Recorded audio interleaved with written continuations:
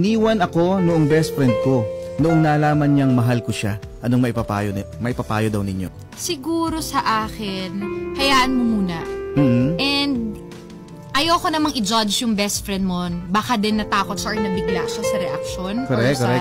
Hindi niya rin alam kung anong i-react niya. Pero hayaan mo muna, know your worth, and siguro sapat na yun sa side mo na ikaw, nagpaka-open ka at sinabi mo yung nararamdaman mo. Yun palang wala ka na dapat regrets doon. Yes. Kasi binigay mo na kung ano yung pwede mong ibigay at in-offer mo yung pwede mong i-offer. Nasa other party na yun kung tatanggapin niya or hindi.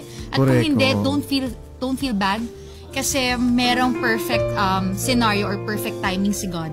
Baka hindi ngayon, malay mo, hindi pa ngayon kayo, pero kayo rin eventually. Yes. Or baka naman may ibig sabihin niyang nangyari ngayon kasi may darating na mas maganda pa. Nice, So, okay. abangan lang natin yung mga darating.